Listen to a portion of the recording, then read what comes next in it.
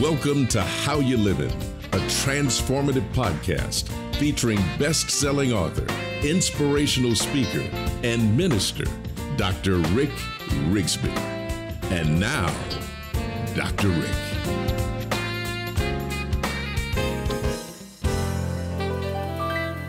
Hello, friends. I'm so glad you tuned in today. I'm thrilled to be able to talk to you about this topic. It's a topic that I love to discuss. It's a topic called decisions.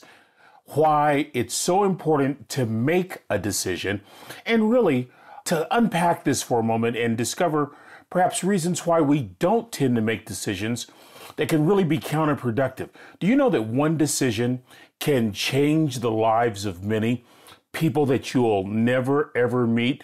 Oh, do I have a great story for y'all at the end of this podcast. Stay tuned. But let me begin with a study that Harvard Business Review did a few years ago. They asked knowledge-based workers one simple question: what generates the highest degree of employee satisfaction? Now, the answer may not be what you might think. The top answer was not money, was not bonuses, was not time off, was not incentives. But when the employees sensed that forward momentum was occurring, they felt the highest degree of employee satisfaction. So guess what Harvard does? They come back with a follow-up study. What are the behaviors among leaders that stop forward progress? The number one answer: indecision. Just for kicks and giggles, number two was withholding resources for no apparent reason. Number three was a self-righteous attitude. So what's wrong with indecision? Well, let me make this one point of clarity before we go any further.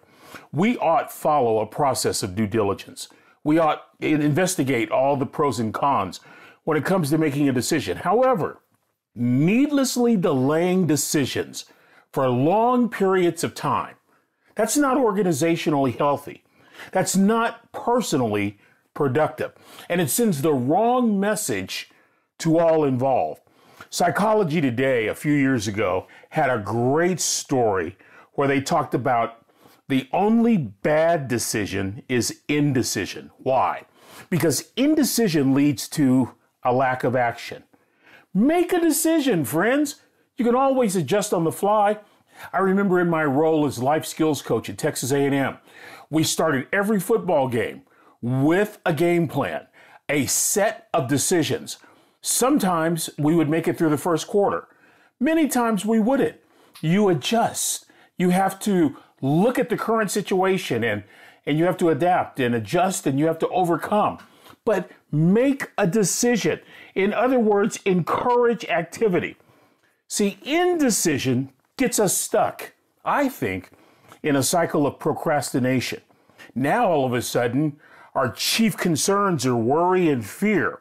And I really believe there is a positive correlation between excessive deliberation and exacerbating the difficulty of making a particular decision.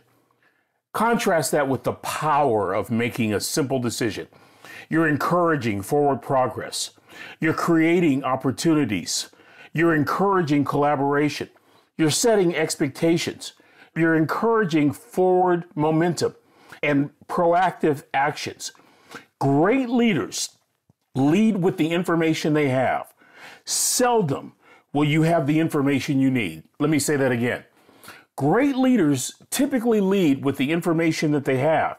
It's very rare that you'll have the information that you need. And so often it's important to understand this. The decision-making process will bypass the brain to a gut feeling.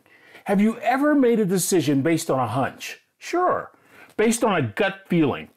I'm not trying to minimize these impulses because hunches and instincts and gut feelings, they come from our values within.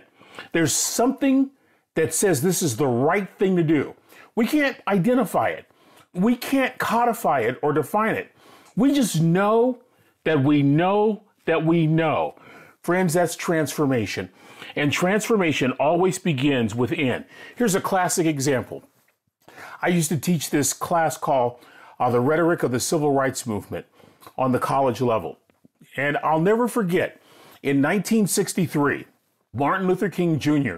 bringing in a hobbling Southern Christian Leadership Conference into Birmingham, they were faced with a court order saying, if you march, Martin King, you will be arrested. And Martin King said, I don't know what to do, but I know something needs to be done. He had a hunch. He had an inkling. He had a feeling in his gut.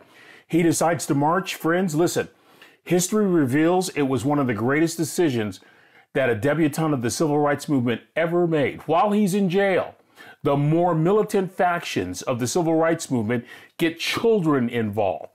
Those same children whose pictures were broadcast all over the world as being victims of police dog attacks and fire hose attacks literally weakened the chains of segregation. None of that would have taken place had a more moderate Martin King made a decision not to do something. But he made a gut level decision that he had to march, that he had to go to jail regardless. That's what I'm talking about. You can always adjust a decision, but make a decision. In fact, friend, you'll spend the rest of your life evaluating whether or not it was a good decision. Why? Because determining whether it was a good decision takes time to materialize. It'll cause you to go back and forth, but I would say go for it regardless.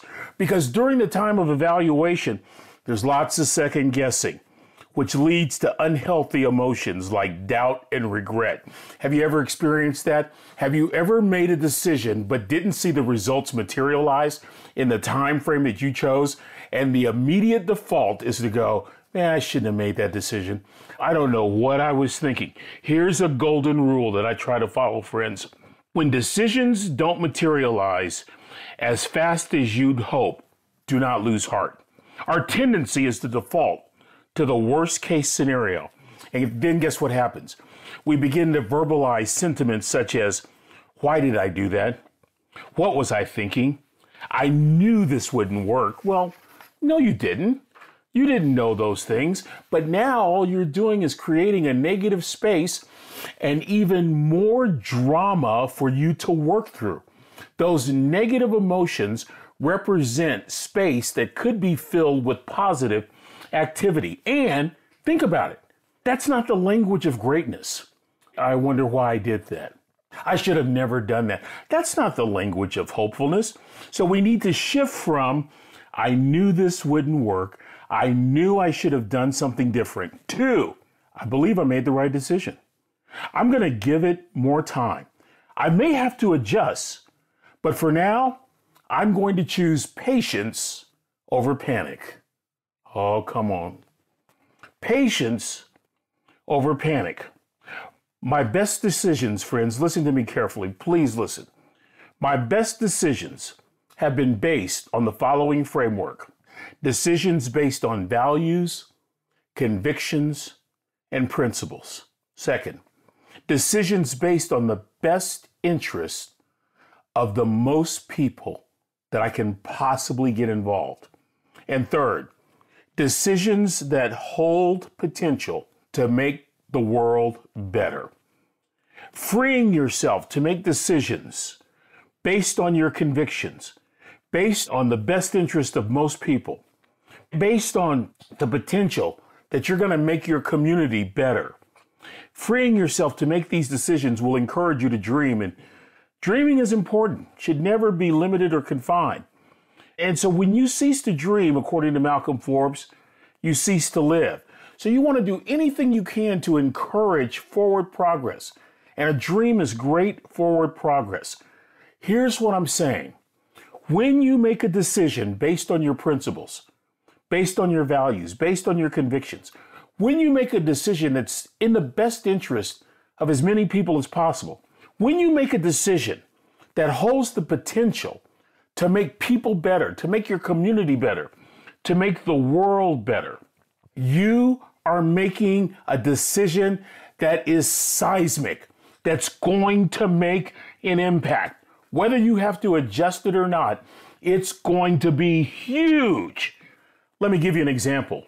Allow me to close today's podcast by introducing you to one of my heroes who made such a decision. Today, she's 104 years old, and it was nearly 70 years ago that she made a life-changing decision based on her principles and convictions and values, based on working in the best interest of others, based on making the world better. Let me tell you about Beverly Bunn. Beverly Bunn was born in McMinnville, Oregon in 1916. She started her life on a rural farm until her family moved to Portland. The move caused her to struggle in school. She wasn't a very good reader at first. She eventually caught up. She adjusted, fell in love with reading, and really fell in love with the library. And after high school, she attended the University of California at Berkeley, majored in English. As a matter of fact, while at Berkeley, she met her husband, Clarence Cleary. They married in 1940, and a year later, Beverly was completing her master's degree in library science at the University of Washington. She began her career in Washington and Oregon as a public school librarian. So now you probably know the name Beverly Cleary. Let me keep going. As a librarian, Beverly would listen closely to the concerns of her students. Students who had trouble locating characters in books that they could identify with. She would review the books, and she couldn't find any books that appealed to the students. She would make recommendations to officials. Those recommendations fell on deaf ears. Based on Beverly's belief that children deserve books of the highest literary quality that they can relate to, she made a major life-changing decision. Beverly Cleary, librarian, decides to start writing children's books with characters young people can relate to. After a few years, Beverly published her very first book in 1950, 70 years ago, titled Henry Huggins. It was a book introduced to me when I was a third grader, and it's among my favorite books. The characters are based on childhood experiences in the kids in her Portland neighborhood, like Henry Huggins and his dog Ribsy, and his friends Beezus and Ramona. Well, today, at age 104, Beverly Cleary lives at an assisted living facility in Northern California. Beverly and Clarence were married for over 60 years until he passed away in 2004. But this is what I want you to do. I want you to listen to the impact one decision had. Beverly Cleary's books have been published in over 25 different languages. She has won every major literary award, from the National Book Award, the Newbery Medal, to the Laura Ingalls Wilder Award. In fact, she won the Library of Congress Living Legend Award in 2000 and the National Medal of Arts in 2003. The University of Washington has the Beverly Cleary Endowed Chair of Library Sciences. There's a school in Portland called Beverly Cleary School. It was a school that she attended. There's a residence hall named after her at Berkeley, and at Grant Park, near where she grew up in Portland, there's a statue of Henry Huggins, Beezus, and Ribsy. Since publishing Henry Huggins in 1950, 91 million copies of her books have been sold worldwide.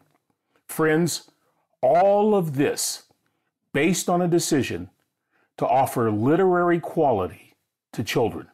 Beverly Cleary's impact continues worldwide to this very day.